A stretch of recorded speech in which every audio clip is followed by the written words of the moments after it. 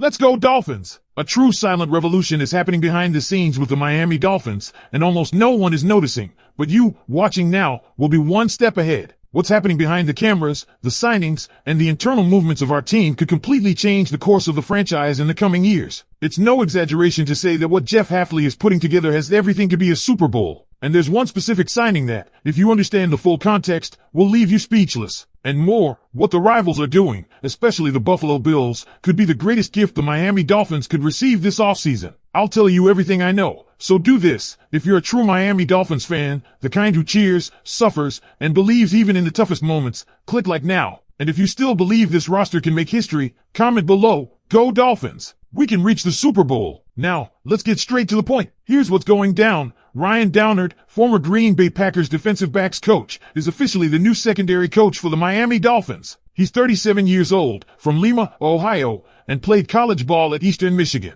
While that might sound like just another coach changing cities, there's way more to this move than meets the eye. Downard has a deep-rooted connection with Jeff Hafley going all the way back to their Cleveland Browns days in 2014 to 2015. That familiarity and trust are why this hire isn't just strategic, it's personal. Hafley is surrounding himself with people he knows can execute his vision. Downard's coaching journey is a fascinating one. He started in 2012 at the high school level, then quickly moved up to college and the NFL, joining the Browns in 2014, then later landing in Green Bay in 2018. Since then, he's worn multiple hats: defensive quality control coach, assistant DB coach, safeties coach, and eventually full-time head DB coach. That's a trajectory that screams ambition and talent, and insiders in Green Bay are not taking this loss lightly. One Packers reporter called it a big loss and even said he sees Downard as a future NFL head coach. Let's talk impact. Downard coached a number of standout DBs in Green Bay over the last few seasons. We're talking about names like Jaire Alexander, Eric Stokes, Carrington Valentine, and yes, Rasul Douglas. Dolphins fans, that last one should make your ears perk up. Rasul was phenomenal for Miami this season after the trade,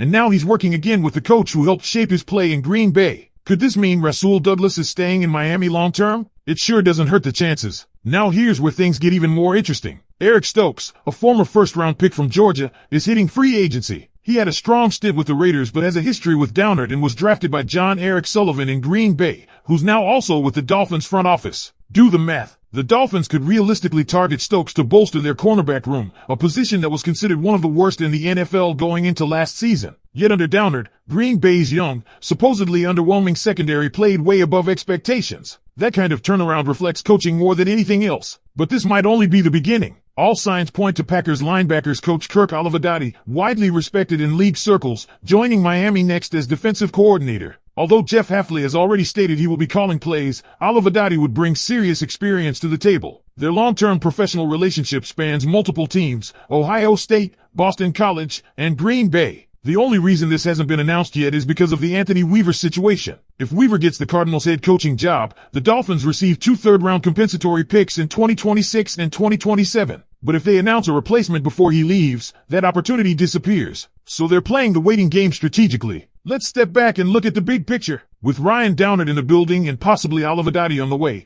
the Dolphins are shaping a defense that's smart, fast, and built on relationships and proven development. Downard brings pedigree, energy, and a keen ability to develop young talent. Combine that with Hafley's aggressive mindset and potential additions in free agency, and suddenly Miami's defense isn't just surviving, it's evolving into something serious. Let's pick it right back up, because this next part dives even deeper into what's really happening behind the scenes, and trust me, it's going to get fans talking. The hire of Ryan Downard is just the surface. The underlying current here is the full-scale transformation Jeff Hafley is orchestrating within the Dolphins' defensive staff. He's not just collecting names, he's building a unified coaching core based on trust, familiarity, and shared philosophy. It's something Dolphins fans haven't seen in years. And the best part? This unity is based on experience, not hype. If and when Kirk Olivadotti is announced as the new defensive coordinator, it's going to send a clear message across the league. While Hafley is calling plays, the addition of Olivadotti, who's respected for his work with linebackers and defensive structure, provides a veteran presence who understands exactly how Hafley operates. The two have collaborated across 3 major programs,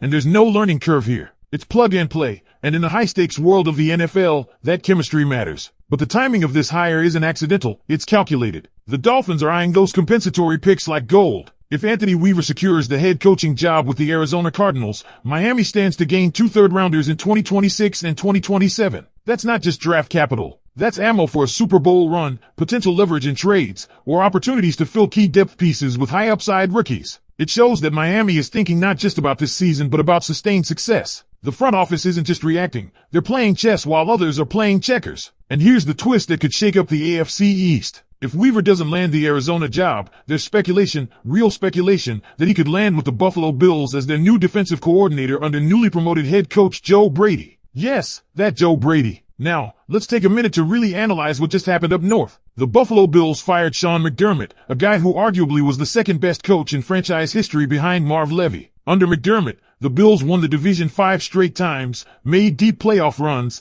and built one of the most consistent programs in the AFC. But what did they do next? They promoted Joe Brady, a name that's turning heads for all the wrong reasons. Brady's claim to fame? One magical year at LSU with what might have been the most loaded college offense of all time. Joe Burrow, Jamar Chase, Justin Jefferson, Clyde Edwards-Helaire, Thaddeus Moss. That team could have coached itself. Since then, Brady's NFL resume is anything but impressive. His stint as Carolina's OC was a disaster, and even in Buffalo, Bills fans were calling for his head during the season. Screens on 3rd and long, poor situational awareness, and a refusal to maximize Josh Allen's unique skill set. And yet, he's now running the show in Buffalo. That's music to Dolphins fans' ears. The Bills had an opportunity to swing for the fences with names like Mike Vrabel, Ben Johnson, or even Mike Mcdaniel, yet they chose the safe, uninspiring internal promotion. It's the type of move that reeks of desperation and internal politics. Even Bills fans on social media are melting down, calling the hire a betrayal, some swearing off the team entirely if Josh Allen eventually leaves. So think about this. While the Bills fumble their coaching transition and alienate their fan base, the Dolphins are building a sharp, cohesive, modern staff grounded in development and internal trust. That contrast is impossible to ignore. Let's go even further. If Anthony Weaver does land in Buffalo, he'll be joining the very same staff that many believe botched the Keane Coleman draft pick, where the coaching staff overruled the GM to draft a player who underperformed.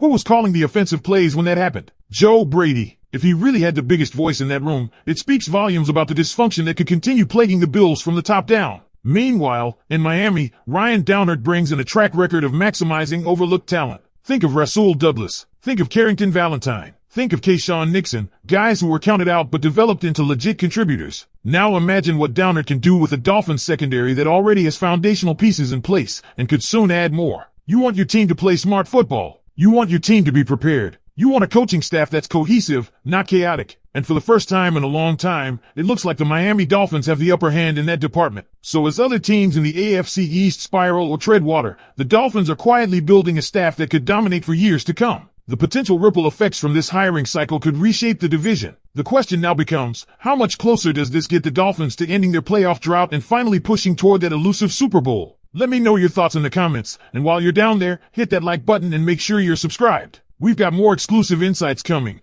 and you won't want to miss the next video. Go Dolphins!